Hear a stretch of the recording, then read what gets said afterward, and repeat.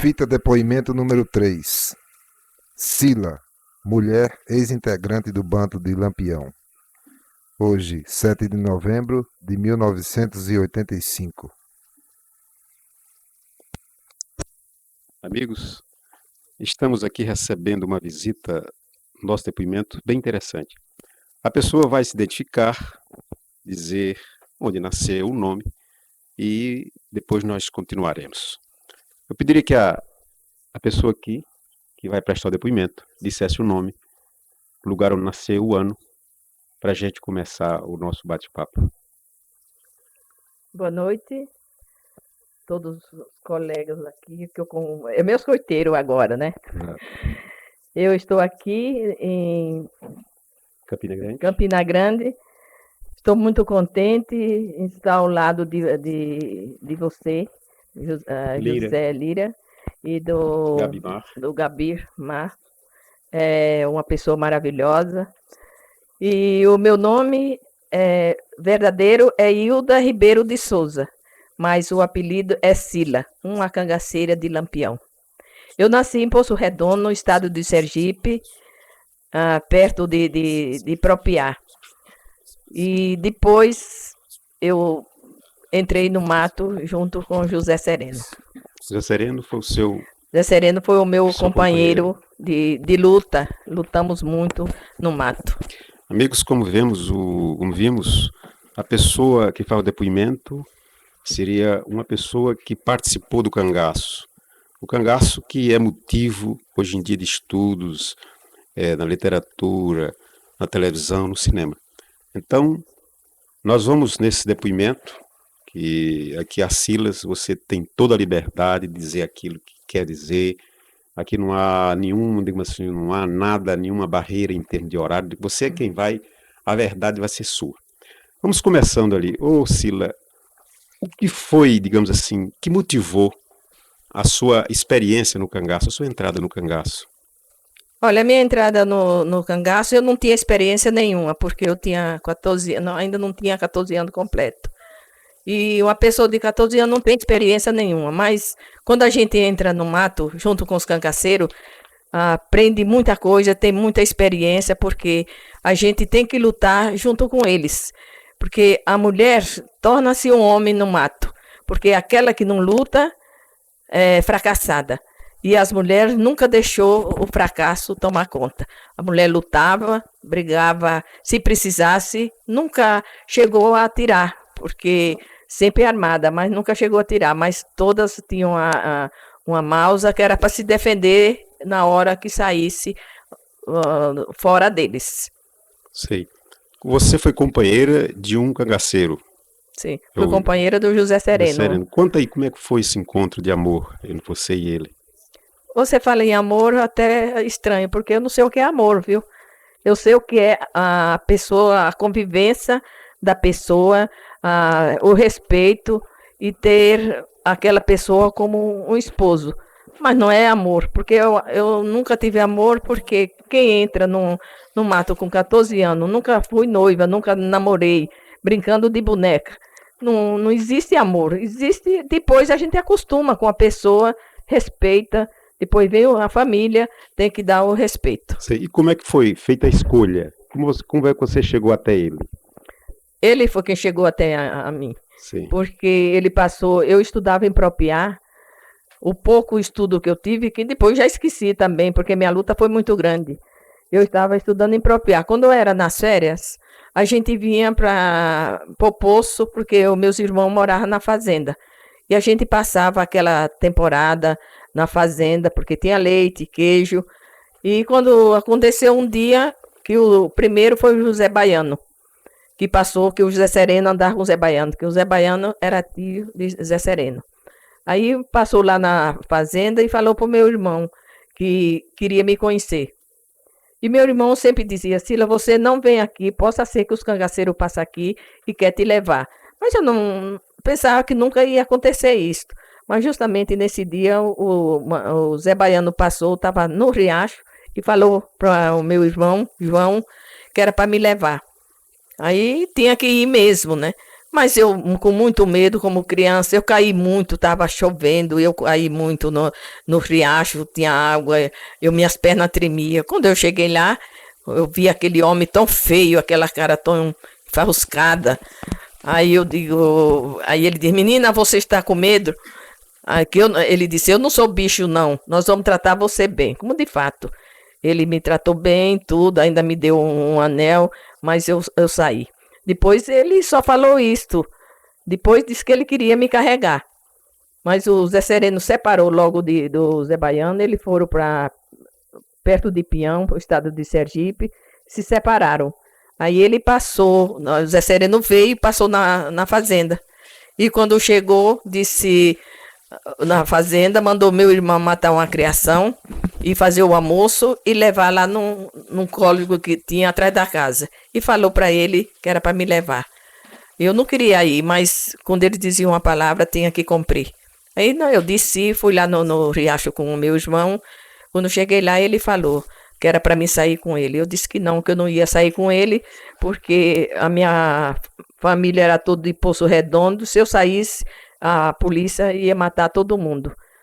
Aí ele disse, não, se eu não saísse era pior, porque ele ia entrar no poço e ia me carregar de qualquer maneira. Aí eu pensei, de acontecer com a minha família, que era toda de lá do poço, eu ia, porque se morresse, morria eu só. Mas eu não morri não, estou aqui com vocês. Muito bem. Quer dizer, esse foi o encontro com o Sereno. Com o Sereno. Com o Sereno. Então, a partir daí você passou... Parece que houve uma... Porque quem primeiro lhe procurou foi o Zé Baiano. O Zé Baiano. E quem veio com proposta de você ser companheira dele... Foi o José Sereno. Por que essa mudança? Porque porque você esperava um e depois veio o outro. Não, eu não esperava o Zé Baiano. Não pensei dele vir me carregar, não. Depois foi que eu soube. Quando eu entrei no mato, foi que eu soube.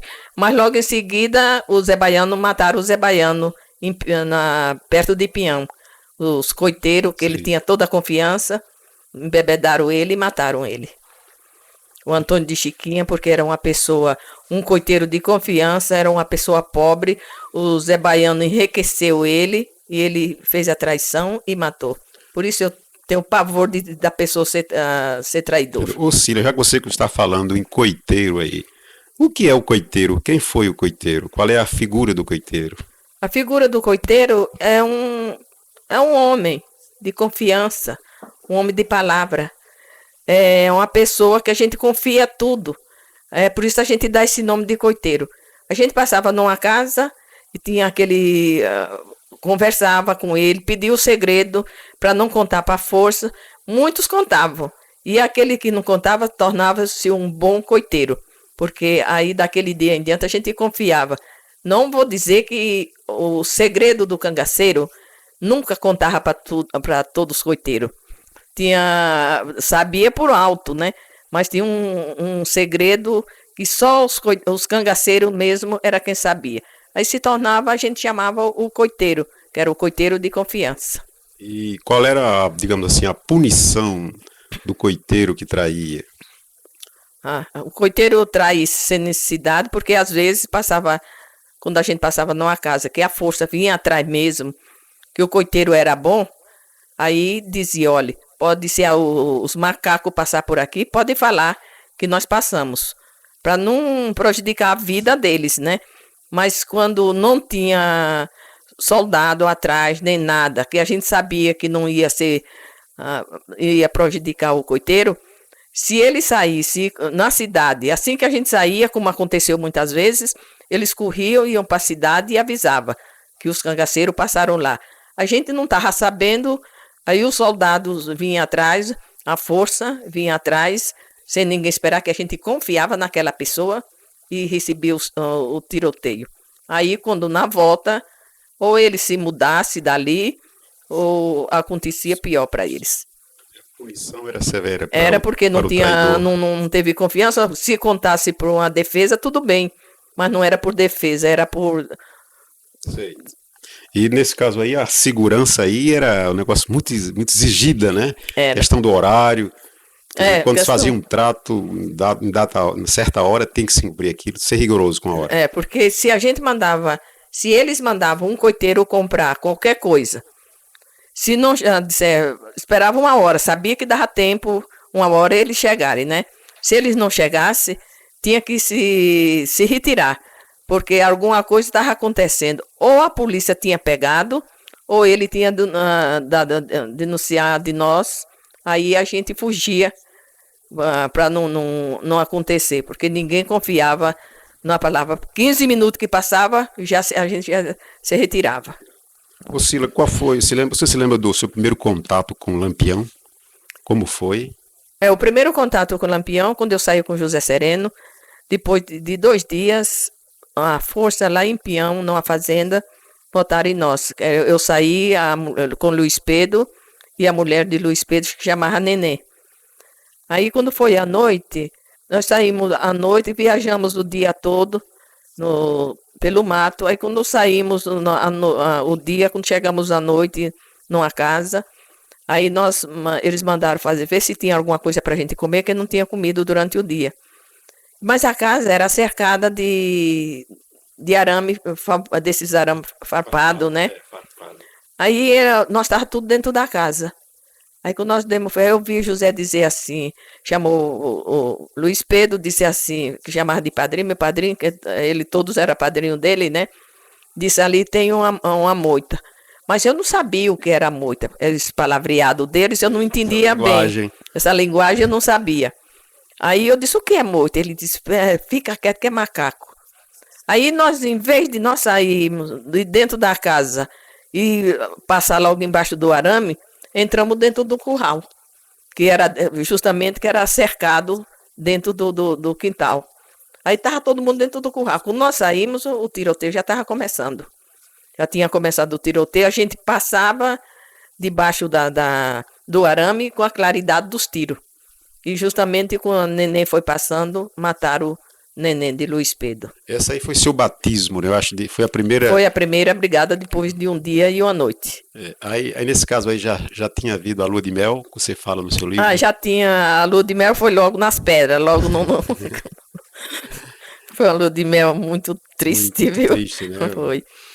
Aí eu saí, eu chorei muito, aí José falou, toda vez que desse um tiroteio que eu fosse chorar, ia chorar bastante, né? Porque ia haver muitos. Só se eu morresse logo. Aí quando a Neném morreu, foi perto do José e disse, Luiz Pedro, a Neném morreu, né?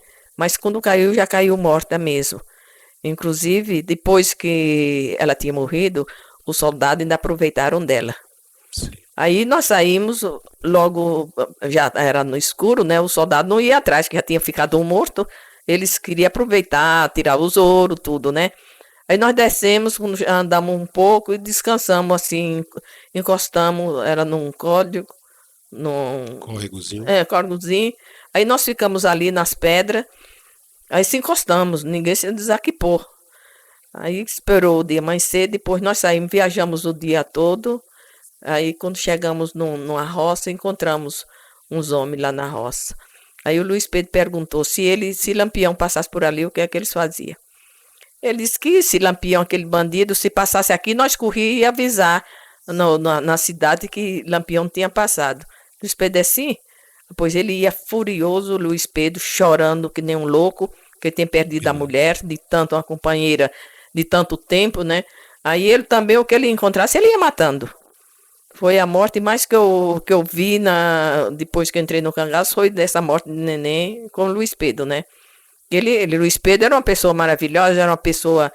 Não fazia mal a ninguém, mas ele ficou furioso. Aí ele resolveu apagar os homens também. Então, você está se preparar para falar sobre o encontro com o Lampião, né? Vem aí. Sim. Aí nós descemos, depois de 2 dias encontramos o Lampião. Quando nós chegamos, a dona estava Lampião, aí ele olhou para mim e disse assim... Zé Sereno, você tirou uma criança? Você tinha 13 anos, né? Para você andar com você. Você tem que cuidar muito dessa menina, porque ela merece cuidado, né? Aí a Maria começou logo a amizade comigo, e o Lampião, Maria Bonita, porque nós não chamávamos Maria Bonita, não, era Maria mesmo, né? Sim. Aí ele tinha muito cuidado comigo, aí nós viajamos junto. e às vezes Lampião saía, ia uma diligência, como diz ele, a linguagem, né, deles é uma diligência, era encontrar com os amigos que iam dar dinheiro para ele, os coiteiros, os fazendeiros. Aí quando eles se encontravam, ele voltava e deixava, nesse dia, deixou Maria junto comigo, com o Zé Sereno, e ele foi. Depois ele voltou, aí chegou no coito, nós estávamos mais tranquila e ficamos uns 8 dias lá. Em que ano foi isso aí? Foi em 36. em 36. 36. É. Ô Sila, por que o seu companheiro se chamava Zé Sereno? Eles davam esses apelidos conforme a pessoa. O Zé Sereno era muito calmo, muito tranquilo, ele não se aborrecia assim rapidamente, era muito valente. Não era para ser meu marido, não, mas o Lampião tinha toda a confiança, porque ele era valente mesmo. Quando ele entrou no cangaço, no grupo de Lampião, ele entrou com o José Baiano, que era o primo dele. Aí quando foi o primeiro tiroteio que ele assistiu, foi em Sergipe, foi na... Agora não estou lembrada o nome do local onde foi. Depois eu lembro, certo. Eu falarei. E ele chegou, aí o Lampião falou assim, Zé Baiano, você tá doido de trazer esse macaquinho? Porque ele era miudinho, né? Aí, isso dá para nada, aí o Zé Baiano falou para Lampião, você já viu Família do Ribeiro não ser valente, capitão? Aí ele, quando foi em Pirituba, a primeira brigada, foi uma brigada feia. Nessa época, eu era criança, estava em casa, mas eu lembro muito bem quando o soldado, porque morreu muito soldado, eu via passar aquelas redes com aquele sangue, aquele soldado que levavam para a cidade, para o poço, né? Aí quando começou o tiroteio, o José avançava, deram um rifle para ele, porque quando entrava uma pessoa assim, eles davam um rifle, que era um recluta, eles chamavam recluta, não dava logo um fuzil.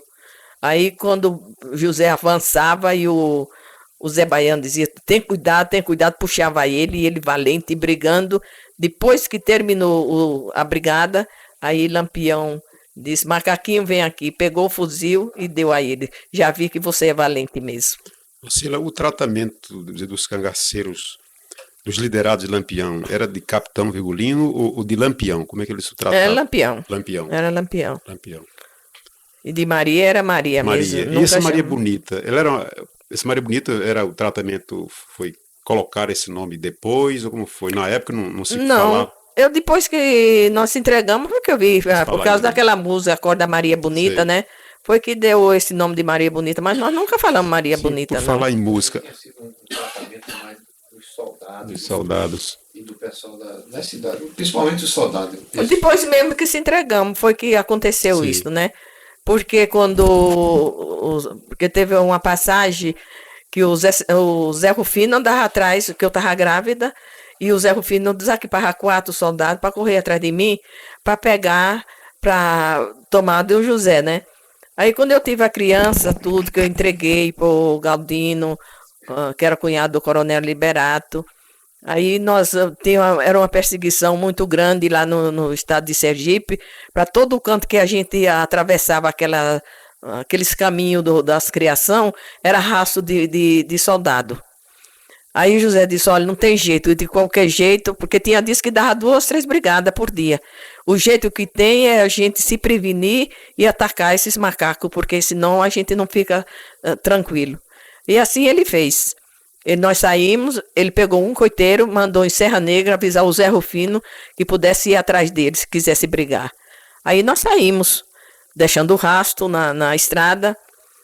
Aí o Zé Rufino, mais depressa, veio o tenente Zé Rufino, veio o capitão Besouro, veio o cabo Miguel, se reuniram tudo e saíram no nosso rastro.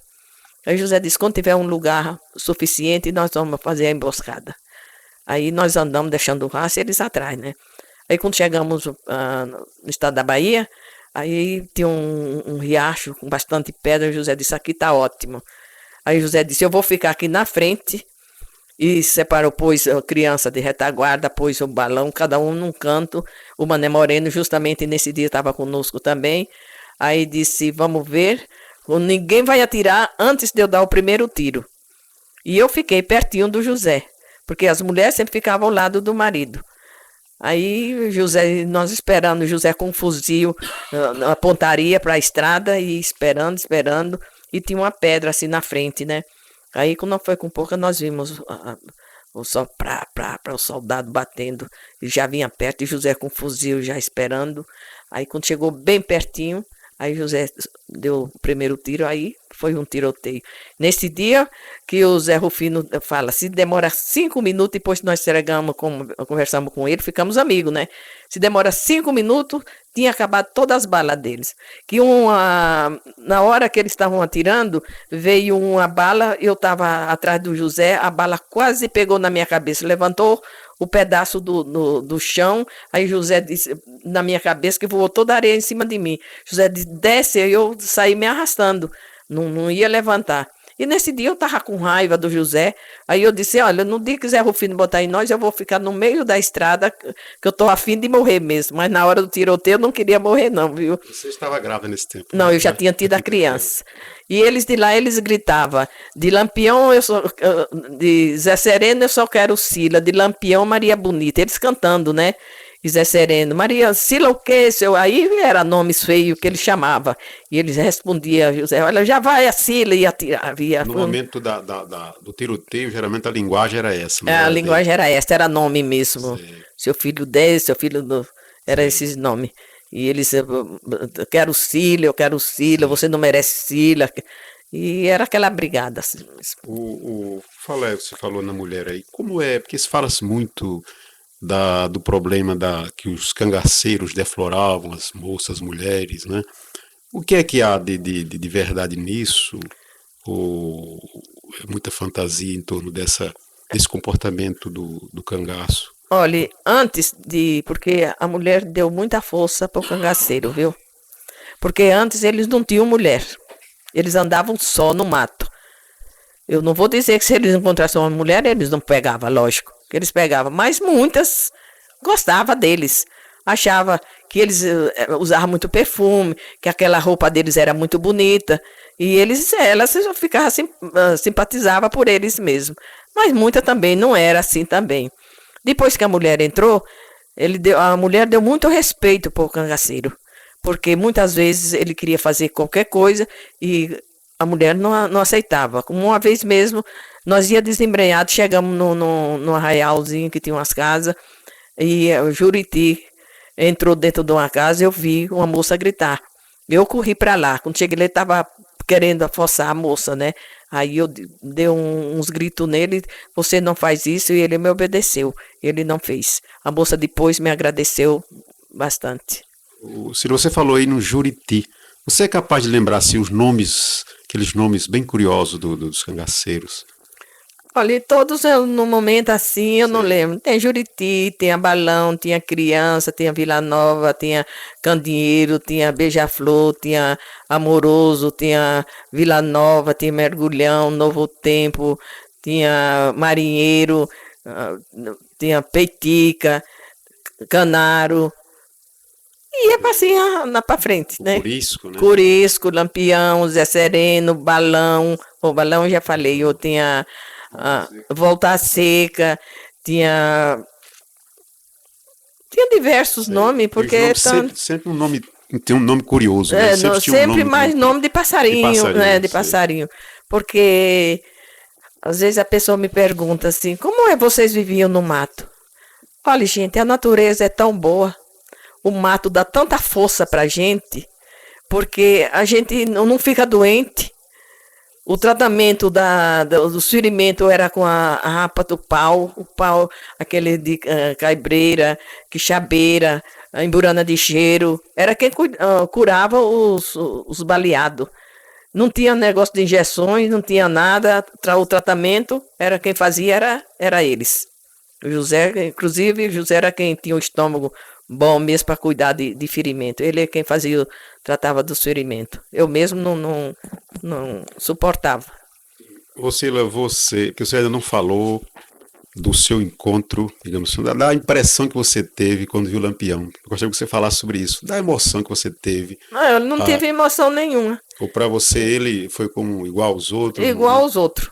Eu entrei, depois que eu entrei, que encontrei com todos os cangaceiros, para mim, a vida era aquela mesma que eu estava na minha casa.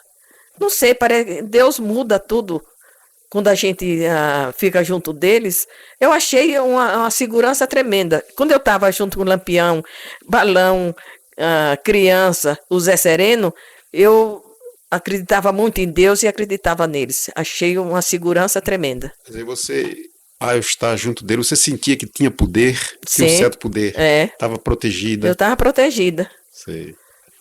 Vamos lá, me fala aí sobre, digamos, a composição social dessas pessoas. Por exemplo, o Lampião, ele era como era uma pessoa rica, era um proprietário, um grande proprietário. Qual era, assim, de modo geral, o pessoal aqui do cangaço?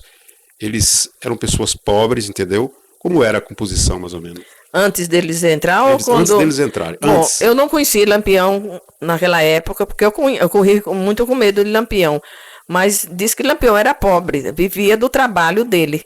Tinha, porque naquela época cada um vivia na sua casinha, tinha uma criação, uma vaca, mas isso não era riqueza, né? Era uma pessoa pobre, era trabalhador, inclusive ele fazia sela, fazia arreio e viajava com comboio, carregava de uma cidade para outra, vendendo as coisas. Acho que Lampião era pobre. Sim. Você tocou aí num assunto, o problema das armas.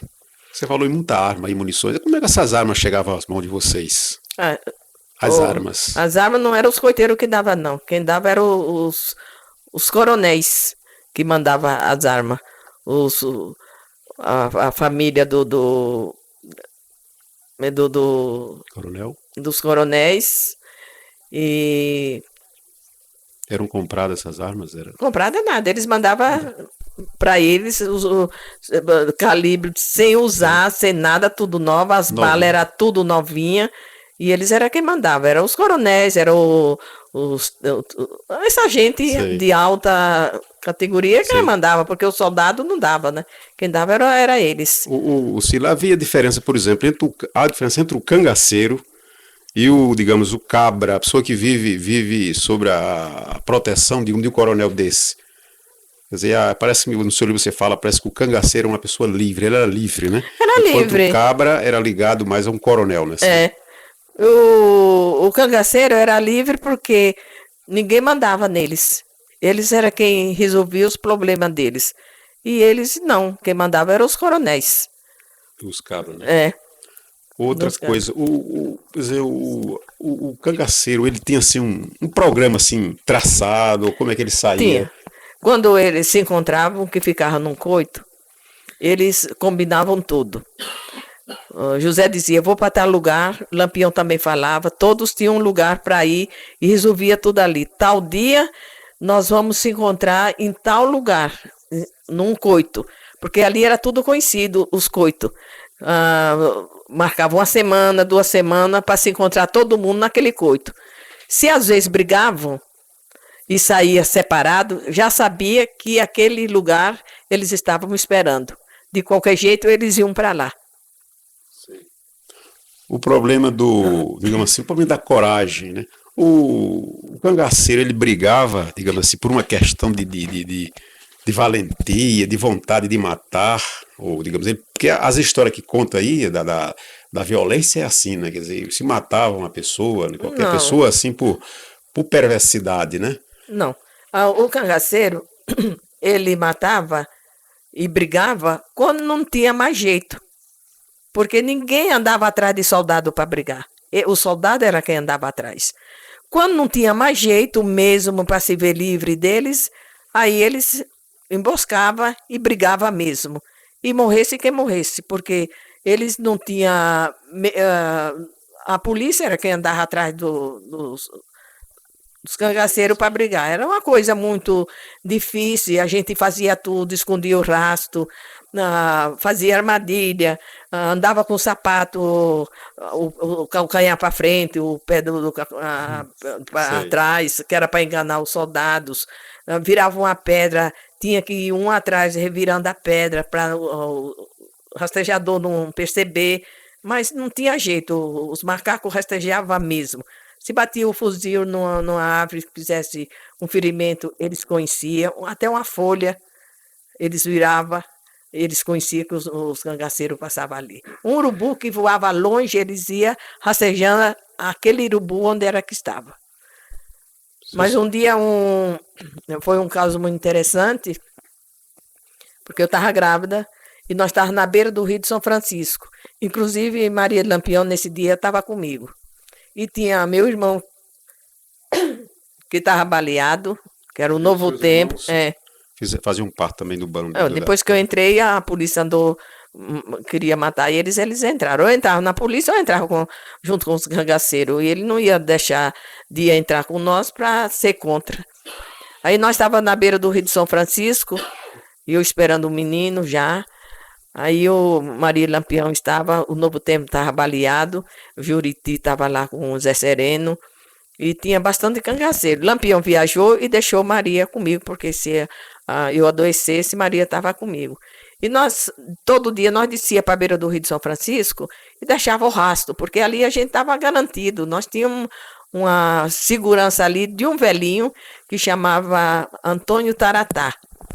Esse velho falou para o José Sereno, disse, enquanto vocês estiverem aqui, os macacos não vão te enxergar. Eu acredito em muito. Agora não existe mais. O povo acabou aquela força de orações, mas de primeiro tinha. De a pessoa passar perto e não enxergar a pessoa. Aí nós ficamos, matou uma vaca, tinha urubu que voava para tudo quanto era lugar. Nós descia todo dia, eu mais a Maria, para a beira do rio, tomar banho, e eles iam buscar água, tudo, e nós deixávamos o rastro. Aí, todo dia, José mandava o filho deste senhor na fazenda, que tinha uma fazenda perto, olhar se tem macaco. Ele ia de manhã, olhava, dizia, não tem macaco, voltava. Quando foi um dia, ele veio correndo e vinha branco. Disse assim, Zé Sereno, tá cheio de macaco lá na fazenda. Aí José tirou o Juriti, disse, pegue Sila e Maria, e o Novo Tempo está baleado, e afaste um pouco, e nós ficamos aqui, porque de qualquer jeito tem que brigar mesmo. Tinha um abismo, se o soldado botasse, tinha que brigar, porque senão se caísse no Rio de São Francisco, descesse ali, caía dentro do Rio de São Francisco, não tinha salvação mesmo, né? Olha, era tão perto que José ficou já com a bala na agulha, e o soldado passou tudo pertinho do José, os urubus voaram tudo de vez, e José vendo eles passarem, e eles não enxergaram. Não José, todos que estavam ali, emboscados para tudo quanto era canto, né? Eles passaram, desceram no nosso rastro, para o Rio de São Francisco. Aí quando chegou lá, subiu para a casa do velho, aí o velho disse, você não disse que iria brigar? O Zé Sereno está aí no coito, na beira do Rio de São Francisco, vai. Ele não foi, pegou, foi embora para Serra Negra. Ele disse, aquele velho enfeitiçou, que quando nós se entregamos, disse, eu nunca vi um feitiço, nem esse taratá velho pôs em nós. Então, você confirma que, digamos, havia superstições, né? A força nas orações, né? Que havia isso, né? Que conta-se, por exemplo, que o Lampião era, com facilidade, ele poderia transformar-se num pé de pau, numa árvore. Não, isso não fazia, nunca aconteceu, não. Sei. A gente tem aquela fé em Deus naquelas orações, mas nunca aconteceu dele virar em toco, virar... Sei. Não sei, eu nunca vi, não posso contar, né? Sei. A gente tinha aquela força, e era... Superstição a gente tinha, porque a gente não passava embaixo de escada. Tinha um dia, eles tinham aquelas orações, até a parte sexuais com a mulher, eles não tinham com aquelas orações no pescoço. Dia de sexta-feira também, eles não faziam nada assim nessa parte com mulher, porque era o dia de sexta-feira. Ele tinha aqueles dias certos para acontecer, mas era muito difícil. Você tocou aí na parte do sexo e do amor, digamos assim. Vocês viviam em que? Era sempre caminhando, né? Mas sempre... nas paradas, nas pousadas, ficavam em que? Era Debaixo das de uma árvores. torda. Quando tinha, que não tinha muita perseguição, a gente armava, à noite armava uma torda, era uma coberta, tipo de uma cabana, sabe? Dessas tordas que fazem na beira do rio, na beira do mar. Mas era pequena, era de uma coberta. E ali forrava com outra coberta e a gente entrava ali debaixo. Se estava chovendo, em volta da coberta abria aquele a valetazinha para a água, quando escorresse, caía naquela valeta e escorregar aquela água para não molhar. Mas sempre molhava. Quer dizer, e o sexo era feito nesses lugares, Mas assim. era tão difícil que eu nem lembro se existia. Uma vez por ano acontecia, viu? E quando acontecia, ficava grávida. Era uma coisa Que tremenda, viu? sofrimento aí. Era um sofrimento. Oscila. Vamos lá, o que é que a gente conversa, pergunta mais. O, qual, digamos assim, quer dizer que o pessoal, principalmente o Lampião, que é um líder, que era líder, e outros, porque me parece que eles tinham grupos, né? Lampião, digamos, era o comandante geral, mas havia grupos, né? Havia E eles grupo. atuavam independente, assim, né? Eles Era não tinham certa independente, independência, né? Eles atuavam, quer dizer, havia o grupo de Lampião, o grupo do seu companheiro, que era o Zé Sereno, né? De Luiz Pedro, de criança, do Balão. Balão andou muito com o José, era um cabra muito valente. Ainda hoje ele é vivo, está morando em São Paulo. Olha, mas eles tinham assim, digamos, o Lampião tinha, vocês tinham ódio de alguma coisa, que lutavam contra o quê? Tinha consciência de que vocês lutava contra o governo, contra os coronéis, como era essa luta? Lutava contra a força, os macacos. Porque os macacos é quem era o perseguidor dos cangaceiros. Ele lutava contra eles. Contra os coronéis, não, porque os coronéis estavam longe. Ninguém tinha raiva nem dos coronéis, era dos macacos, porque ninguém suportava macaco, que eram aqueles contratados, os soldados, que depois foi o exército, né? Entrou, mas foi quando foi a liberdade, quando logo nós se entregamos, né? Sim. Mas de primeiro era muito contratado, porque o que tinha de gente de contratado sem ser da polícia não era fácil. Eram as volantes? Era volante. E não era afetivo, era aqueles que queriam entrar para brigar e eles contratavam aqueles por aquela temporada e brigavam. Eram violentos também, Eram muito violentos, né? eram violentos e, como diz Zé Rufino mesmo, a maioria dos soldados era tudo contratados. Sila, qual era a visão que vocês tinham do mundo lá nesse interior, no sertão? Para vocês, o mundo aqui fora, Olha, quais as notícias que chegavam? Ou o mundo de vocês era só aquilo lá? o mundo nosso, lá no mato, as notícias, a gente só queria saber onde era que tinham os soldados. Onde era que estava a companhia da perseguição estava. Porque a gente queria se livrar deles. O assunto nosso era os macacos só. Era uma eterna fuga. Era né? uma eterna fuga, se fugia, se lutava para não brigar, mas eles andavam atrás, aí tinha que brigar e tinha que matar, porque um que morresse era um a menos que perseguia nós. Sei. Quer dizer, havia o cangaceiro, inclusive o cangaceiro, ele aceitava esse nome de cangaceiro mesmo, ele assumia esse nome de cangaceiro? Assumia, não tinha problema não, era cangaceiro mesmo, né?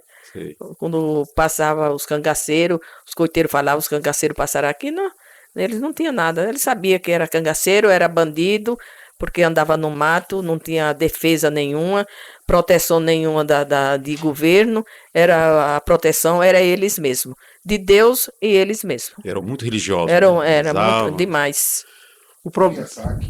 Sim, o problema de saques. Os saques aí, como é que lá... Por exemplo, o problema da comida. Da comida. A comida que era muito difícil. Ninguém tinha panela, ninguém tinha lugar certo para a gente comer. Quando ia com fome, quando podia, pegava no mato, atirava numa criação, tirava o couro, pegava, se estava muito com aquela perseguição. Às vezes, quando estava muito perseguido, não atirava, corria atrás até pegar. Tirava o couro e levava até a gente se defender um pouco da polícia, tantas vezes que estava assando o bode para a gente comer, quando estava na hora, a polícia chegava e quem comia era a polícia, a gente saía com fome. Porque a fome a gente suporta um pouco, mas a sede não. E às vezes ia pegar água assim na beira de uma casa que tinha aqueles tanques que juntava aquela água, quando chegava lá, estava cheio de macaco. Aí tinha que sair escondido para o macaco não ver. Você chamava um soldado de macacos. Porque Você eles sabe? era a roupa dele parecia macaco, era tudo atracadinho, seco, parecendo um macaco. A gente tinha tanta raiva que chamava eles de macaco. Tinha um ódio mesmo, né? Tinha Tem ódio que ter mesmo. ódio, tem que ter. É. E a vestimenta de vocês? Como era aquelas vestimentas? Que hoje, há um exagero hoje, que a televisão mostra, ou é realmente aquilo, os dedos eram cheios de anéis? Bom, isto era. Ouro tinha bastante. Tinha um moço que fazia aqui no sertão, que fazia anéis, e a gente recebia muito presente de joias. E quando eu entrava quando o Lampião entrava numa cidade, eles catavam a joia mesmo, não tinha Sei. problema, catava mesmo. Era o saque. Aí era o saque, Era né? o saque, era. E joias, a roupa era feita, quem costurava era a gente mesmo. Às vezes não tinha costureira, aquelas coiteiras que sabia costurar, eles mandavam fazer o culote, a túnica e os vestidos, nós quem fazia era nós mesmos. Os bornal quem bordava era eu, era Maria, era o José Sereno fazia, todos eles bordavam a máquina, a máquina. Lampião bordava bem, né? Eu nunca vi Lampião bordado. Depois que eu entrei, ele não fazia mais. Diziam isso. Não fazia mais. Talvez antes ele fazia, né? E a Dadá bordava muito bem. E a gente era quem bordava. Passava se estava folgado, passava uns 8 dias. A gente comprava aquelas miadas de lima, dava o coiteiro comprar. Aí um ficava segurando numa ponta, outro no outro, porque não tinha carretel. Era a miada. Ainda desfiava aquela meada e enrolava num carretel para bordar de todas as cores e fazia aqueles bornal bordado. Mas comprava com que dinheiro? O dinheiro que comprava era o dinheiro que os coiteiros mandavam, os fazendeiros. Tinha os amigos deles que mandavam dinheiro, fornecia dinheiro para eles. E qual era o interesse, Sila, desses fazendeiros de dar dinheiro? Porque eles tinham muita fazenda, né? Sei. E se ele não desse, o azar era deles. Ele ia buscar lá, né? Ele ia buscar. E a criação e o gado, né, que estava na fazenda. É uma garantia que eles tinham. E a divisão Sim, a divisão digamos, disso que vocês recolhiam, do saque. Como era feita a divisão entre vocês? Não tinha divisão, era assim. Se o José... Sempre tinha divisão, porque se José pedia, eles mandavam, José, todos os companheiros dele, ele dava uma quantidade de dinheiro para não ficar sem dinheiro, né? Sei. E de Lampião era da parte de Lampião dava era os cangaceiros dele, e cada um fazia isto, né? Não tinha esse negócio de ser separado, dividir, quando não tinha, outro tinha, dava, não tinha, dinheiro para nós não era problema, porque a gente não queria dinheiro, o dinheiro era para dar para os pobres, porque para guardar o silêncio, porque a gente não precisava de dinheiro. Para quê? Era para mandar comprar um objeto numa cidade, era muito difícil. A gente comia mais e acontecia mais quando a gente pegava nas casas, galinha, mandava fazer o almoço. Aí, quando saía, dava dinheiro para aquelas pessoas pobres, vestia moça que ia casar, fazia enxoval, dava, os cangaceiros eram quem dava o dinheiro. E muita gente pobre que ficou. Quer dizer que havia esse relacionamento entre vocês e a população pobre, era um aceito, não é? Era. Aquele terror, o medo de correr contra o Lampião, Não. assim, isso não está muito bem. Às vezes eles pediam até a Deus no dia que os cangaceiros passavam por lá para dar dinheiro. Sim. O Sila, você falou muito aí, porque diz um ditado que mulher de cangaceiro só espera desgraça, né? É isso. Agora, havia momentos assim, de certa tranquilidade, em que se cantava, em que se... Havia esses momentos assim? Ou a Havia. televisão, isso é uma fantasia que a televisão Não, mostra? havia sim. Havia quando... Tinha época que também os soldados estavam desprevenidos, assim, esperando munição, que o governo mandasse, eles paravam um pouco. Aí era na hora da gente ir para as fazendas, mandar chamar um tocador, as moças iam todas, né, que eram aquelas moças de confiança, os coiteiros, e formava aquele forró a noite toda, dançava a noite toda. Mas às vezes a gente saía debaixo de tiro também. Havia, né? Agora, Tinha algum tocador do bando, algum tocador? Tinha Lampião tocava, mas era muito de sanfona. Sanfona. Pé de bode, né? Esse fole, pé né? de bode, ele O tocava. Balão tocava a gaita de boca muito bem, o Zé Sereno também tocava. gaita de boca. É o boca, realejo. É o são realejo, Tocava muito bem, passava a noite tocando e a gente dançando, né? Sei. E quase todos eles gostavam de tocar. O Lampião era poeta, ele fazia versos também, não? Ele fazia, né? Mas não, ele não cantava. Sei, Quando não. eu cheguei a conhecer Lampião, ele estava completamente diferente. E Tá. aquela música da Maria Bonita, quem fez aquilo? Olha, aquele disse que foi tanta gente que já fez essa música, eu não sei quem é, viu? É tanto Tanto o pai, né? tanto o pai dessa música, eu não sei quem foi que fez essa música. Mas alguém cantava lá no bando? Não, nunca cantamos. O Sila, vamos lá. E você se recorda bem, assim, dos últimos momentos, assim? Lampião, me parece, no seu livro, você fala que quando ele estava se aproximando do final, ele estava um pouco, andava triste, né? Sim, no Lampião estava muito. Não sei, ainda o José falou para ele: meu padrinho, o que é que você tem? Um homem que nem você está facilitando tanto. Ele andava quieto. Inclusive, ele disse que aquela viagem que nós estávamos juntos, que se encontramos todos lá no Angico, ele ia passar na beira do rio, que era para dar um ouro à filha dele, a Expedita, mas não chegou a acontecer ele dar. E não sei o que era que estava acontecendo com ele. Que ele estava muito triste, mas ele não ia largar o grupo não, que ele, naquele dia mesmo eu estava costurando para o sobrinho dele, um menino que entrou no grupo. O Sila, depois que uma pessoa entrava no cangaço, era difícil sair, não era? Não saía, não. Não Saía havia. só se fugisse, né? Sei. Porque se pegasse, como era que a pessoa... Porque logo quando entrava, ele era recluta. Sei. A pessoa não confiava nele. Nem eles ir no meio, deixar ele atrás, sempre tinha uma pessoa dos cangaceiros de confiança que ia atrás dele, com medo dele fugir.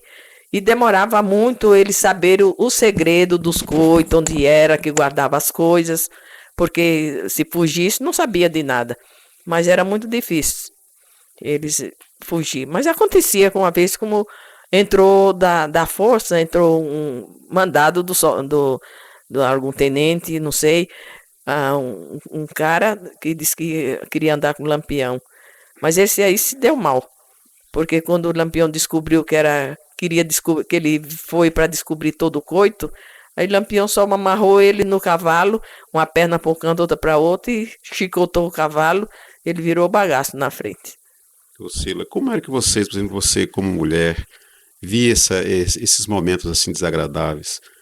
Vocês se acostumavam com esse tipo assim? Acostumava. Era, né? A gente era tudo frio. Não tinha, se morresse um da gente, a gente não sentia também. Se morresse dos outros, também não sentia. Era uma vida miserável, era uma vida que ninguém era por ninguém. A gente não queria que acontecesse, Sei, lógico, né? sei. Mas quando acontecia, o que era que se ia fazer? A gente tinha que lutar sobre a vida da gente, para não acontecer também. Sei. Quer dizer, as lágrimas eram poucas para. Não chorava, não tinha lágrimas. Aí, olha, se eu for falar para você, um dia eu chorei no mato de mentira. Aí desmaiei de mentira. Eu disse, estou cheia dessa vida. Aí eu disse, peraí, eu vou desmaiar. Aí deu um tipo de um desmaio e caiu para ver se esse Zé Sério não quer que dá, né? Aí ele ficou apavorado, tudo, mas eu não chorava, não. Sila, você estava presente no último tiroteio lá no Angicos? Estava. Você podia relatar para a gente aí como é que foi a coisa?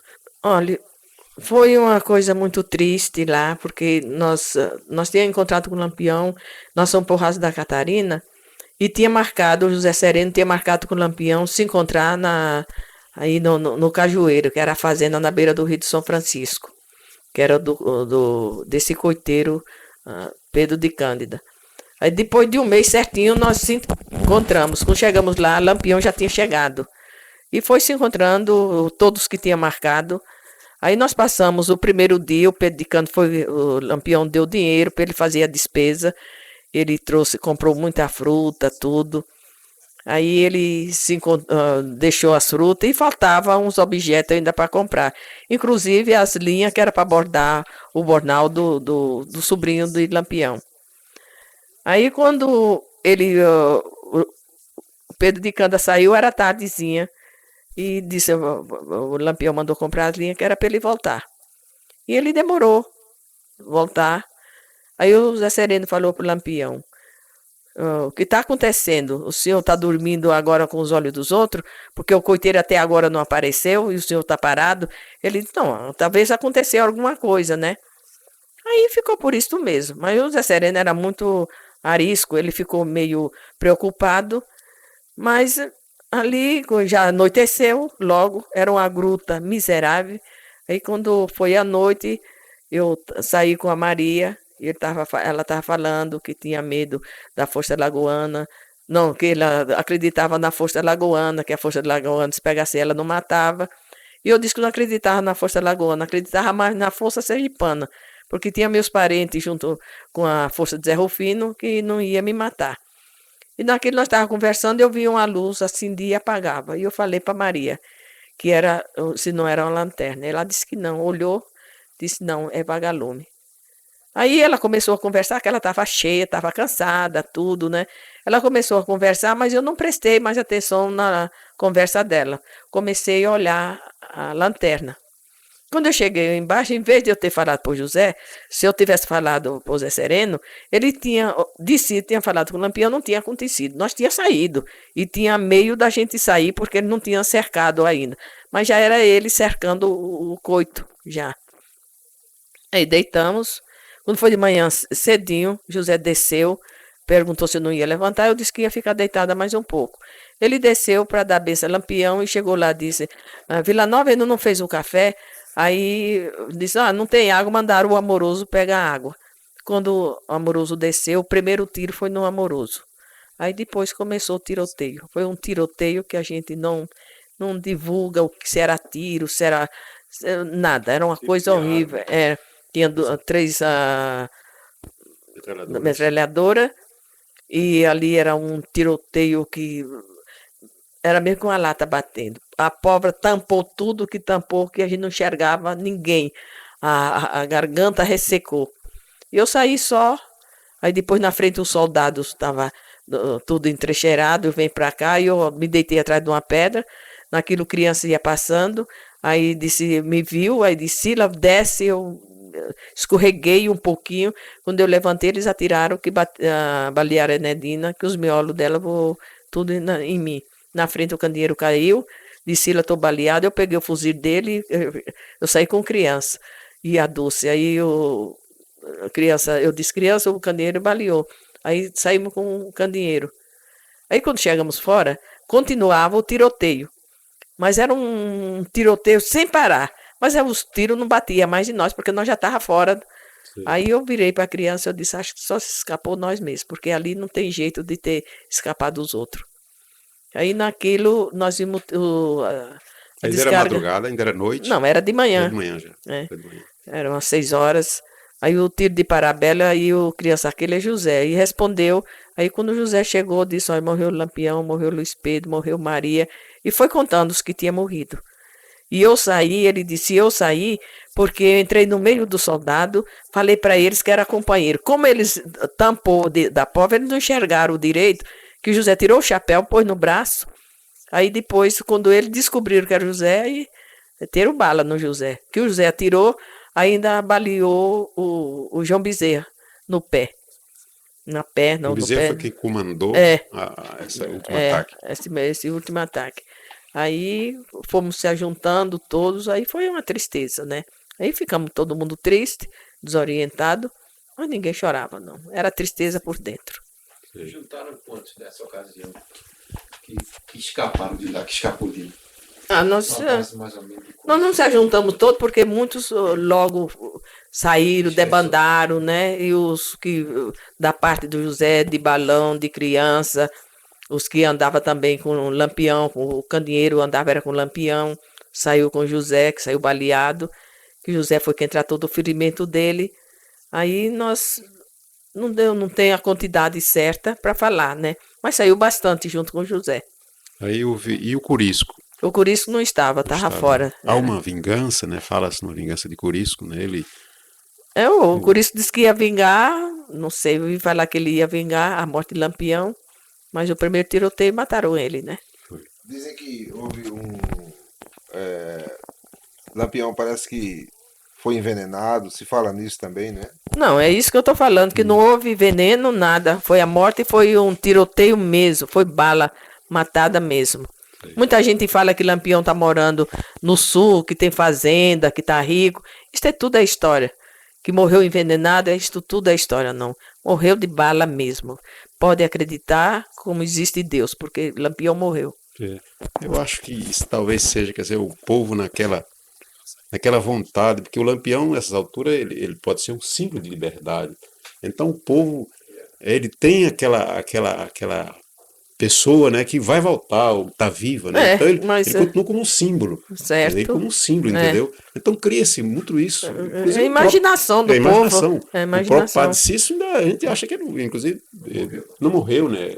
Uma E sujeita. alguém que tinha uma significação tão forte. Então talvez seja isso, entendeu? Principalmente as massas, eles acham que o Lampião ainda ele vai voltar, Vai né? voltar, né? Jamais Lampião está. Deve ser aquela figura que também representava uma segurança moral, uma certeza de defesa, né? Que o povo sentia em Lampião, né? Como o seu herói, o seu... Aqui, Lampião talvez fizesse para o povo do sertão aquilo que o povo tinha vontade de fazer com o coronel, com o delegado, com a luta, com a resistência, né? Exato. O povo tinha vontade e alguém fazia por ele e ele queria preservar esse alguém que tão bem vivenciava aquilo que ele tinha vontade de fazer na sua luta de subordinado, né? Isso. Eu acho que é uma explicação do mito Lampião, mais ou menos. Ô Sila, e depois disso aí vocês não se reagruparam? Como foi?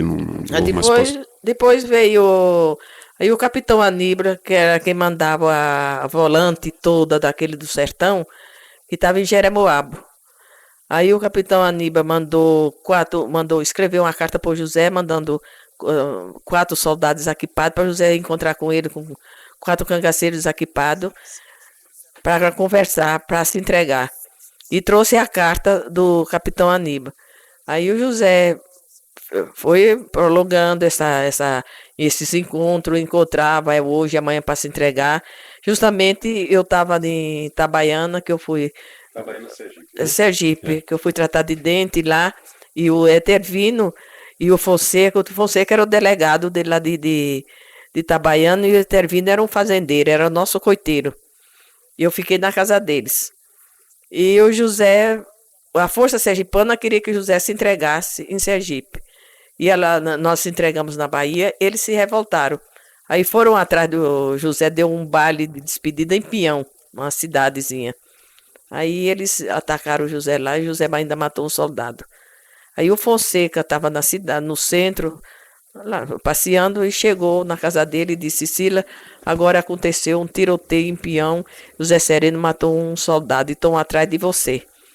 Aí ele disse assim: mas tem uma coisa, dentro da minha casa você só pode sair se passarem por cima de mim. Isso era que um coiteiro, né? Esse quem era? O Etervino, o Fonseca. Era o delegado. Era o delegado de Itabaiana. Depois que passar por cima de mim, é que pode carregar você daqui. Aí ele disse: você tranque a porta, fala para a mulher dele, tranca a porta, que eu vou ficar na rua para ver o resultado. Ele passou a noite todo dia na rua, chegou de manhã, aí disse: está tudo calmo, agora vamos esperar o resultado. Depois de 3 dias, José mandou o coiteiro me buscar. Aí quando nós se casamos, viemos para Serra Negra, teve essa missão, nós se casamos, fomos para Jeremoabo. José já tinha concordado, já juntou todos, balão, criança, uma turma, disse: vamos se entregar. Se for verdade mesmo, tudo bem, mas se não for, se for para ir preso, nós se revolta e morre quem morrer e vamos ganhar o mato de novo. Que essa altura parece que o Vargas tinha assinado uma anistia. Né, certo. Aí ficamos uns meses em Salvador, lá em Jeremoabo. Aí depois soldado furviava de soldado, mas ninguém tinha liberdade de perguntar nada. Se perguntasse, o capitão Aníbal mandava prender. E eu fiquei amiga da mulher do capitão Aníbal, dona Juju. Aí depois passamos uns meses aí, fomos para Salvador.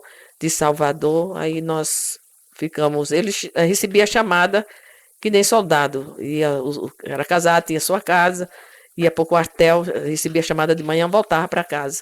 E vivemos até quando o Getúlio mandou anistiou. Estriciou. Ô Silas, vamos. Ô Gabi, como é que tá na situação de fita aí? Pode continuar. Temos aí alguma coisa, né? Tem. Vamos mudar um pouco agora. Eu acho que já essa parte já foi encerrada, essa parte do cangaço. Do... Zé Sereno, onde é que anda? Zé Sereno. Zé Sereno é o seu companheiro, né? O Zé Sereno faz 6 anos que ele faleceu. Sei. Agora em fevereiro, no dia 19 de fevereiro, vai fazer 6 anos que ele faleceu. Lá em Sergipe? Não, em São Paulo. Ele era funcionário da prefeitura. Ou seja, depois de vocês se entregaram, como é que começou a vida de vocês? Vocês e mais de alguns elementos que tomaram parte, né, no cangaço. Olha, Como foi depois a que vida? nós se entregamos, eu acho que eu me cansei mais. Eu lutei mais. Nós fomos para... Quando saímos de Salvador, nós fomos para uma fazenda chamada Rio Novo. Era a fazenda chamava Camamu. Aí, lá o fazendeiro tinha jagunço. E foi Deolindo, foi Zé Sereno, foi Criança, foi Novo Tempo, Marinheiro. Foi uma porção trabalhar na roça. E José era feitor da fazenda. Feitor que você sabe como é, né? Tomar conta dos trabalhadores. Era cana lá, era engenho de cana. Aí nós ficamos lá, depois a mulher do Cardoso era muito minha amiga. Estado da Bahia. Estado da Bahia. Aí eu fiquei grávida da Gilaene, ela nasceu lá no Rio Novo. Aí quando foi um dia, o Cardoso disse que não ia pagar. Que ele mandava, põe os trabalhadores e depois não pagava. José disse, olha, você está enganado, você não paga os seus capanga aqui, mas para mim você vai pagar, para todos nós você vai pagar. Aí quando o José saiu para trabalhar, quando foi um dia, o Cardoso chegou em casa, disse assim, Sila, ele falava com a língua meio pegada, dizia, eu não matei o Zé Sereno agora, por causa de você, com dó de você e da menina. Eu fiquei quieta, não falei nada. Aí quando o José Sereno chegou, eu disse assim, você tenha cuidado que o Cardoso está querendo matar você. Aí ele disse, ele não vai me matar, porque primeiro, só se eu não puder matar ele primeiro. Aí nós ficamos nessa fazenda, quando foi num dia, que era dia de pagamento, ele disse que não ia pagar. Aí o José, ele lá no sótão dele lá, o José disse, desce, você agora vai pagar para todo mundo. Se você não pagar, você vai morrer agora. E cada um com um facãozão, né? Que cortava a cana. Aí ele disse, eu vou pagar, mas vocês têm que sumir tudo daqui. Eu disse, tudo bem, nós não vamos ficar aqui.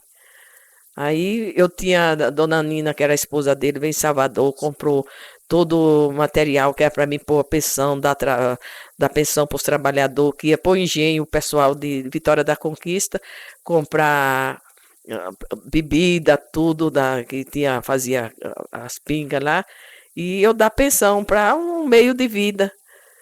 Aí tivemos que deixar tudo no Rio Novo, carregamos só roupa que ele pôde carregar nas costas. Ele pôs os jaguns para emboscar José. Ele ficou mais com raiva do José. Mas nós não fomos na estrada, que ele emboscou os jaguns. Quem era ainda estava traquejado ainda do mato, né? Nós entramos por um caminho diferente, eu com a menina pequena, nós viajamos 2 dias com 2 noites para chegar em Vitória da Conquista. O meu braço ficou inchado de carregar a menina. Chegava naqueles lugares, pedia rancho, muita gente dava, outros já não dava, a gente debaixo do terreiro mesmo, forrava ali, deitava, amanhecia o dia e metia o pé, andar a pé. Chegamos em Vitória da Conquista, que tinha um conhecido nosso, comprava pinga lá. Ficamos 2 dias, José disse, não vamos ficar aqui não, vamos para També. Aí andamos mais 2 dias a pé, de Vitória da Conquista até Itambé, a pé. Foi um sofrimento tremendo. E tinha marcado com criança que nós íamos esperar ele em Itambé. Aí quando chegamos em Itambé, o Cardoso pôs um cabo atrás do José para matar. Aí quando foi um jagunço dele. Aí José tinha um primo que era soldado lá em Itambé. Aí ele avisou, José, chegou aí o cabo Priquito que veio atrás de você mandar de Cardoso. Aí José disse, não tem jeito. ninguém queria mais matar ninguém, queria viver a vida tranquila. Aí José disse, Sila, você fica aqui com a menina, que eu vou para Maralina, que era o estado de Sergipe, que tinha um conhecido dele que era baiano, que ele era fazendeiro, lá era político, tudo. Depois, quando criança chega aqui, você pega a criança e vão embora. Aí ele foi, eu fiquei numa casa a noite todinha, esse sargento em volta da casa rodeando, pensando que o José estava lá dentro. Eu com a menina pequena, recém-nascida, quase bem dizer. Aí eu disse, como a gente tinha ainda um restinho de dinheiro, mas não podia se desfazer tudo daquele dinheiro, o que era que a gente ia fazer? Aí a mulher do primo dele arranjou uma roupa de um senhor lá, de um amigo desse, para me lavar. Eu não sabia nem lavar a roupa. Ia para a beira do rio, armava aquela torda, apanhava a menina deitadinha, eu lavava a roupa, passar roupa, sem saber, sem nada. Eu queimei de roupa dele, não foi fácil. E eu era tão inocente, tão simples, passava naquelas vendas, bom dia, dava bom dia para todo mundo saía fora para me olhar. Eu não sabia se existia maldade nem nada, mas ninguém sabia se eu era cangaceira, não. Eles olhavam porque, não sei o que era que achavam em mim. Aí, quando criança, depois de 15 dias, a criança chegou. Aí eu disse, criança, o negócio está assim, o José deixou para nós ir para a Jordânia. Andamos 2 dias a pé de novo. Criança com 2 crianças, filho dele, a Dulce, e tinha um menino, a Duírce e a Denilce. Eu tinha a Gilaene, pequenininha, quase tudo numa idade só. Aí andamos até quando eu disse, não encontro mais José. Aí quando chegamos em Jordânia, José estava lá. E fomos para a casa do Cardoso, aí nós ficamos morando. Sila, voltando um pouquinho ainda, o problema da locomoção de vocês, na época do cangaço, como era que vocês se locomoviam? Era de cavalos, a pé? Vocês utilizavam algumas vezes caminhão? Não, Não. eu nunca vi um caminhão, nem um carro, nada nessa época. Não. Só era, quando era para desembrenhar, estava desembrenhado, era a cavalo. E quando era embrenhado, era a pé mesmo, escondendo o rastro. Sim. Não existia carro nem nada nessa época, não. O problema do saque que a gente falou aí, a volante, qual era a posição da volante em termos de saque quando você não matava um cangaceiro que tinha joias, de coisa, qual era a posição do volante?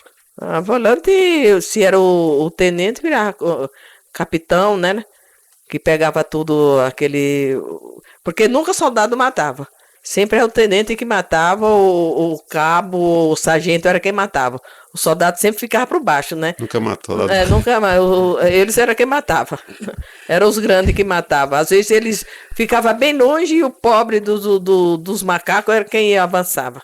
Para ver se tirava alguma coisa primeiro, né? Sim. Mas quando tirava, eles tomavam. Sim. Sila, você tem acompanhado ultimamente... O saque do saque. O saque do saque, né? Você tem acompanhado ultimamente principalmente na televisão, mostrando o cinema, né? Mostrando a vida do cangaço. Aí dá para fazer uma análise assim, há um exagero, é parecida a vida daquilo, tem muita fantasia que Olha, mostra hoje. Tem muita fantasia, tem muita miséria que tem. Eles falam muita coisa que Lampião fazia, os cangaceiros faziam. A gente fala Lampião porque falou Lampião e os cangaceiros todos, né? Que fazia e não era nada daquilo que eles fazem na televisão.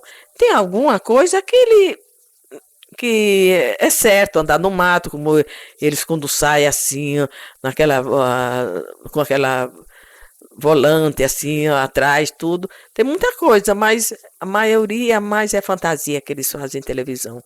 O único filme que mesmo fizeram foi As Últimas Horas do Lampião, porque foi uma coisa real, porque eu vim com ele, expliquei tudo, os locais que a gente estava, tudo. Aí eu expliquei tudo para eles, né? Como era, né? As tordas, tudo, onde era que eu estava, quem fez o meu papel. A menina foi uma atriz lá de São Paulo, inclusive que eu fiquei 2 dias, não fiquei mais, porque ela estava trabalhando assim, presa, porque eu estava ali e ela tinha medo de estar fazendo errado, né? E eu vou deixar ela à vontade, eu vou sair, vou embora, né? Aí deixei ela fazendo à vontade, mas expliquei tudo para ela, como era, como não era, né? Eu gostaria que um dia fizesse não digo um filme, né? Mas se fizesse uma demonstração dos cangaceiros mesmo, porque tem poucos que tem agora, tem muitos doentes que já estão velhos, né? Não tem aquela agilidade mais de fazer. Mas o Zé Sereno, sempre ele falar que gostaria que fizesse uma demonstração com os cangaceiros mesmo, como era a vida do cangaceiro, como era ele se escondia, como era que rastejavam, como era a comida. E não para fazer uma coisa real, uma coisa séria mesmo, uma coisa que todo mundo podia dizer que era certeza. Mas eles fazem muita fantasia. Ô, Cila, em que momento você começou, digamos, que hoje você é uma pessoa que anda muito, né? Escreveu livros, é consultada quando se quer fazer um filme ou uma seriado na televisão, você é consultada. Mas desde quando você começou a lembrar esse passado que lhe foi tão desagradável? Olha, eu passei 25 anos em São Paulo, eu não falava com ninguém, porque foi quando eu voltei de São Paulo que eu vim fazer as últimas horas de Lampião, já tinha passado 25 anos. E eu não queria que tratasse desse assunto comigo, de morte de Lampião, de morte de cangaceiro, da vida do mato. Eu não queria relembrar nada, como de fato, o que eu tinha de cangaceiro, eu dei tudo. Era ouro, foi malza, foi punhal, tudo era cravejada, ouro. Eu não quis nada. Eu queria esquecer da vida do cangaço, porque me deixou muito trauma, eu tremia muito. Foi boba, que eu não queria que meus filhos soubessem, mas meus filhos agora falam que, não sei porque eu num dia não sentava, não contava a história para eles. Você tem quantos filhos? Eu tenho um casal agora, que faleceu tem um casal. Aquele filho que você fala no livro, o primeiro filho, você trata o primeiro filho João seu. da Mata? Sim. Esse faleceu logo. Faleceu. Ficou só 7 dias, faleceu já Sim, na casa certo, do coiteiro. certo. E eu fiquei em São Paulo, lutei muito, eu trabalhava de dia e de noite para criar meus filhos. Sempre quando uma pessoa dizia é filho de bandido, é filho de cangaceiro, aquilo era um trauma que eu tinha. Eu entregava tudo a Deus. Nunca discuti com ninguém, entregava a Deus, eu disse, eu não quero que minha filha tenha a sorte que eu tive. Eu quero que ela arranje um moço pobre, trabalhador, honesto, trabalhador. Como de fato Deus me ouviu, ela casou com um português, um ótimo marido, um ótimo pai, um genro maravilhoso, que é mesmo que ser meu filho.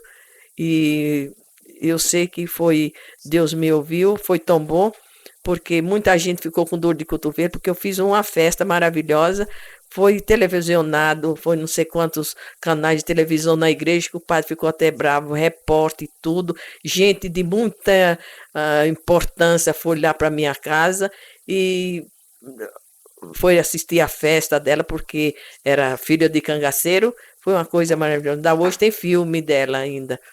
E foi muita luta para eu criar esses filhos, sem ajuda de ninguém, marido doente, mas eu venci. Um dia eu estava quase espiritualmente, estava fraca, assim, eu disse, acho que eu quero pegar meus filhos e sair pelo mundo, não quero casa de ninguém, sair pelo mundo. Mas depois eu disse, meus filhos não têm culpa de nada, eu tenho que trabalhar, tenho que sustentar eles. Hoje em dia, graças a Deus, um filho ótimo, não tenho o que dizer. Talvez eu venha trazer eles aqui em Campina Grande, para eles conhecerem Campina Grande, que agora no fim do ano eles vêm passar tudo em Aracaju. E é um filho que nunca me deu dor de cabeça. O pai era um ótimo pai para eles, adorava, nunca conselho para eles. Era uma pessoa que sempre orientava eles, nada de briga, nada de ficar discussões nenhuma com os amigos, e graças a Deus nunca tive preocupação com meus filhos. Agora hoje você está nessa digamos, de querer estudando, escrevendo livro, né? Tá vivendo. Para você tá sendo bom esse momento. Porque eu me aposentei e se eu ficasse em São Paulo, eu não ficava sem trabalhar, porque me procuravam um mês para trabalhar, porque eu sempre fui costureira. Que eu trabalhei 6 anos no Barulho da Lapa.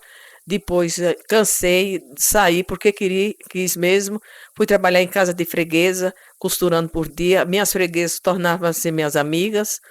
Depois saí, abri sala de costura no centro da cidade. Passei um ano, deixei, fui trabalhar com costureiro italiano, deixei, abri sala de costura de novo, na Alameda Franca, perto da Augusta. Aí, quando eu fiquei doente de tanto trabalhar de dia e de noite, aí me deu estafa, não vendi a sala de costura. Aí fui trabalhar na Bandeirante. Trabalhei 6 anos na Bandeirante como costureira, vestindo os artistas. Aí depois me aposentei na Bandeirante e fui trabalhar. Não queria mais trabalhar, mas o Guga, que era irmão do Boni lá da Globo, eu fui lá pedir emprego para meu filho, ele deu emprego para meu filho, mas era para mim trabalhar também. Eu tive que trabalhar na Marra. Meu filho disse: mãe, a senhora vai trabalhar sem querer. Eu disse: é o jeito. Aí fiquei trabalhando lá também. Aí depois acabou também a filmagem, terminou. Eu fui trabalhar com inglês, abri uma loja de aluguer de roupa, fazer roupa de época, fazer roupa de carnaval, roupa de escola, de festa de escola de criança. Eu sei que eu queria viver, eu nunca roubei para criar esses filhos e nunca fui desonesta, meu marido. Mas o que foi de trabalho, eu enfrentava tudo para viver, sem ajuda só de Deus mesmo. José doente. E José doente. Ficou de 11 anos de mais no hospital do que em casa. E quando eu estava em casa, que eu levava ele no hospital, eu pedia para os médicos que, pelo amor de Deus, deixasse ele internado.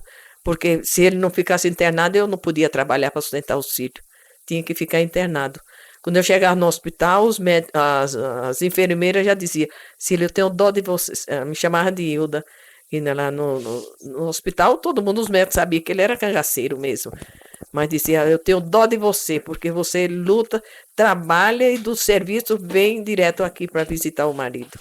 Você hoje você não sente nenhum preconceito das pessoas por conta desse seu passado, assim, né? Não. Não há nenhum preconceito. Hoje em dia eu não tenho inimizade com ninguém. Quem foi o maior inimigo é o maior amigo. Eu não, essa consciência eu tenho tranquila, porque não, graças a Deus nunca fiz mal para ninguém no mato. E depois que nós se entregamos, eu sou amigo de todo mundo. Pessoa que rastejou nós, que brigou, somos nossos amigos. Sim. E foi uma vida que eu levei e acabou tudo. E eu quero agora viajar, conhecer meu norte, meu nordeste. Foi a coisa maravilhosa, foi esse passeio que eu fiz. O relacionamento dela com esses cangaceiros em São Paulo, existe uma determinada integração. Cila, o menino ali está falando sobre o relacionamento de vocês assim com os ex-cangaceiros. Vocês estão localizados, como é? Estão juntos ou estão separados? Qual é o relacionamento seu com os ex-companheiros de Caatinga? De Caatinga. Olha, eu vou falar uma coisa para vocês. Em São Paulo, a gente não tem amigo, a gente não tem... Porque é uma vida tão corrida em São Paulo, quem trabalha não tem tempo de visitar os outros. O Balão mora muito longe. Inclusive, o Balão foi uma pessoa maravilhosa para mim no mato.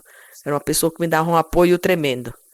Quando às vezes José brigava comigo, ele sempre era a meu favor. E criança também...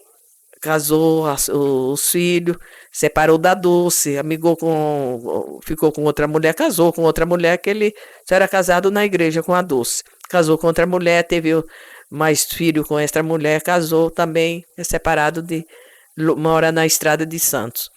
E o meu irmão também mora em Osasco. Esse povo, eles pararam, entende? Ele não evoluiu. Acho que é a única que enfrentou tudo, enfrenta, vinha esse Nordeste sozinha, acho que foi eu mesmo.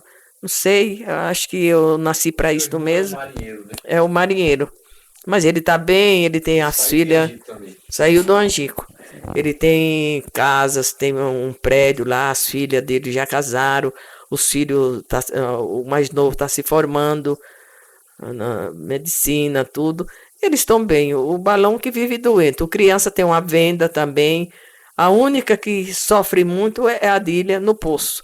Que eu fiz esse livro. Toda vez que eu vou lá, eu dou ajuda para ela, dou ajuda para meus irmãos que moram no Poço, já estão velhinhos. E o que eu posso dar, eu ajudo, porque também eu não tenho um emprego.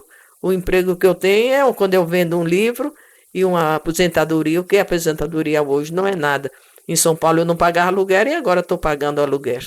Você está atualmente onde? Em Aracaju. Aracaju. Ô Cila, você falou em artista de televisão. Eu soube que você tem um bom relacionamento com a menina, com a Porcina, a Viva Porcina. A Porcina, quando eu vim para aqui, que eu lancei o livro primeiro em São Paulo. No dia do meu lançamento, foi o dia que eu saí da CETED. Eu estava fazendo o guarda-roupa da Regina. Eu tomei conta dos artistas, vesti os artistas, que ela estava fazendo esse seriado que passou por último. E eu era uma pessoa maravilhosa, eu gostei muito dela, ela me dava muito apoio, e todos os artistas, eu tenho muita amizade com os artistas. Este menino que está fazendo, Eumar Magalhães, eu fiz uma ponta na novela dos imigrantes, eu fiz o parto, de mentirinha, né, porque lá da novela é mentirinha, fiz o parto da Eumar Magalhães, na ponta da novela, eu quem vestia a noiva do Aguinaldo Raió, tudo na hora da igreja, eu que arrumei. E eu tinha fala também, eu falava na hora das novelas, eu falava. Eu conheci muitos artistas, fui muito entrevistada por muitos artistas, e todos eles que sabem que eu sou cangaceira, eles me adoram. Eu não sei, amigo, se temos alguma coisa aqui, o colega, o amigo aqui, que está, Paulo, né? Paulo, tu tens aqui alguma coisa a acrescentar, alguma pergunta aí? Você que tem uma aproximação maior com a nossa, você que é coiteiro em Pernambuco, alguma coisa assim, mais a perguntar, acrescentar? Hoje foi uma entrevista, não sei se eu notei algo a mais das vezes que eu vi Cila sendo entrevistado e falando, talvez a intimidade, talvez o calor humano e essa afabilidade de vocês, esse desejo profundo de nordestino para nordestino, talvez querendo retomar energias de Nordeste, né? Foi muito bonito essa entrevista de Cila, ela falou com muita emoção, com muito sentimento, né? Eu não estou lembrado de mais alguma coisa que possa ocorrer. Eu só estou vendo isso, quer dizer, nós nordestinos, né? Só fazendo um rápido comentário, a gente está retomando a história, por dentro dela as energias. Nós estamos vivendo um momento de luta, onde o Nordeste está tentando sobreviver diante das pressões do próprio país em cima dele, né? Espoliando ainda mais, e parece que a gente está querendo, como pessoas como Cila e outros, né? Dessas demonstrações ilimitadas de força e de energia, de sobrevivência, de estratégias, né? de elaboração mesmo de estratégia de sobrevivência. A gente parece estar querendo, como o sertanejo que a gente falava há pouco, Lampião representava a grande energia, a grande força de sua sobrevivência, um círculo que o defendia para continuar vivendo. Parece que a gente está buscando aqui hoje em Cila. Eu senti muito isso em mim, em você, e também no companheiro do Gabi, né? A gente querendo buscar em Cila, tirar de Cila para nós uma força de nordestinado, né? Para a gente parece que retomar nessas posições dessa luta que ela viveu tão intensamente. A gente parece que é beber um pouco isso. Vocês estão fazendo um grande trabalho aqui, esse depoimento todo, que à medida que a gente vai ouvir ele nas horas de necessidade de força, a gente vai tirar cada vez mais força no momento que a gente estiver adiante nessa luta. Muito bem, depoimento muito bonito. Ô Gabi, você quer fazer alguma pergunta a Cila, algum comentário? Inclusive ela tem o nome de sua mãe, né? Hilda. O nome da mãe dela é Dona Hilda. Hein, Gabi, tem alguma pergunta aí especial para fazer a ela, não? Sim, eu não tô. Talvez alguma coisa que se fala muito daquele tempo de Lampião, que ele coisas que contavam, por exemplo, que ele tinha feito alguém do grupo comer salgado. Você já ouviu falar disso? Essas histórias, essas histórias pitorescas. Eles contam isso. Não chegou ao meu conhecimento. Se houve, foi logo no começo. Não posso dizer que eu nunca vi, né? Se eu tivesse O problema visto. daqueles bailes nus, né? Que É, deixar todo isso mundo nu. tudo é lenda que o povo fala, porque nunca existiu isso, não. No meu Sei, eu de sei. 36 até 38. 38. Antes eu não sei, né? Que eu estou falando Sei. a vida que eu levei com eles, né? Porque depois, se houve muita coisa, eu também não sei. Porque eu corri muito com medo de Lampião também, lógico, né? Sei. E eu sei lá o que é que eles pintaram no começo. Se pintaram, estava no direito deles, porque não deixava eles sossegar, eles tinham que se defender de qualquer maneira, né? Eles era jagunço mesmo, estava no mato, estava que nem bicho mesmo, tinha que se Era uma defender. guerra, né? Era Assim. uma guerra contra guerra mesmo, viu? Ô, Sila, eu acho que o depoimento correspondeu àquela nossa expectativa.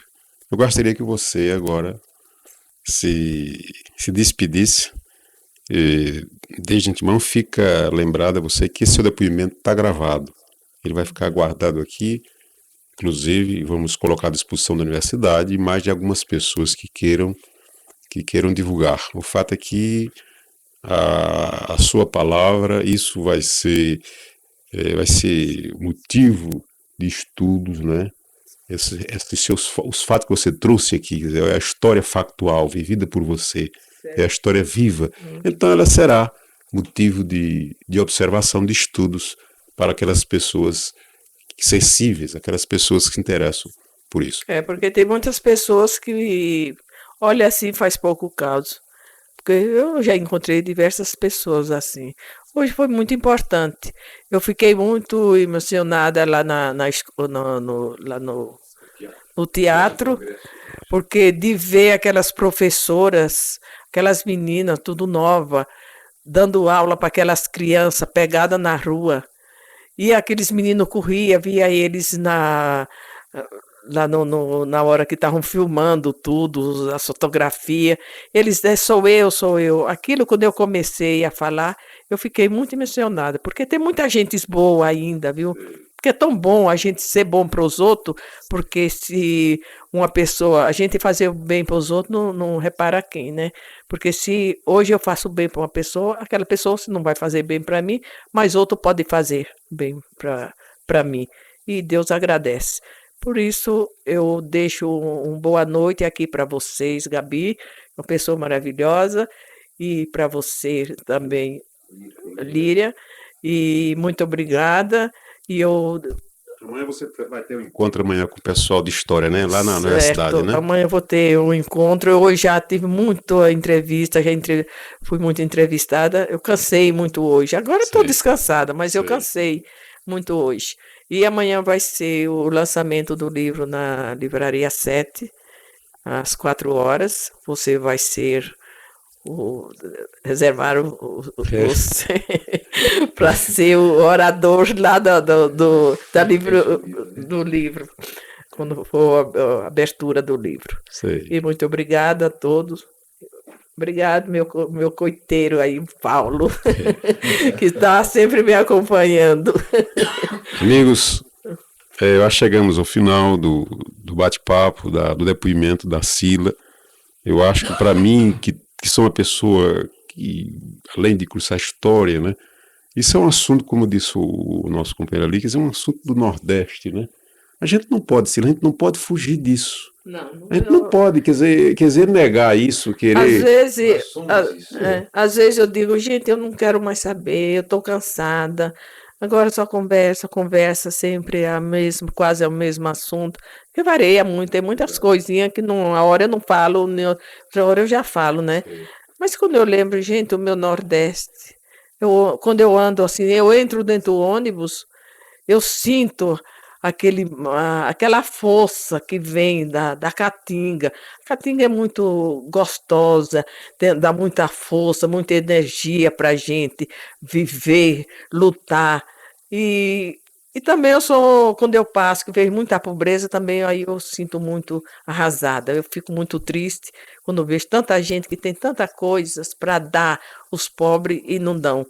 Eu disse, ai meu Deus, Deus não me deu, porque se Deus me desse, acho que eu ajudaria essas pessoas pobres. A primeira coisa que, se eu pudesse, era pôr um orfanato só de criança, tomar conta de criança, porque eu adoro criança. Minhas netinhas, coisa maravilhosa. Eu não falei sobre minhas netinhas. É bom, pode falar. Tá, Aqui a gente encerra e começa novamente. Eu Não vou há falar problema. sobre as minhas netas. Eu tenho duas netas, uma tem 12 anos, tá mocinha, e a outra tem 8 anos, fez agora. E o menino do filho que faleceu tem 16 anos, é o neto mais velho. E o outro menino, irmã das meninas, tem 11 anos. As minhas netas, elas têm tanta adoração por mim, quando elas iam na escola, que chegava lá, falava para a professora, lá em São Paulo, diz, Pro, chega lá, Pro, minha avó é cangaceira. Elas não acreditavam. Disse, Débora, você não vem com essa história não. Disse, um dia eu vou trazer a minha avó para vocês conhecer, para minha avó contar a história dela para vocês. Quando foi no lançamento do meu livro, que foi em São Paulo, o primeiro lançamento, o meu genro comprou 15 livros só para dar para os amigos e levar, cada um dos meninos deu o livro para levar para as professoras. Quando chegou lá, que entregou, disse, agora a Débora falou, disse, agora eu trouxe o livro que é para você não dizer que eu sou mentirosa, porque eu não sou mentirosa não, viu?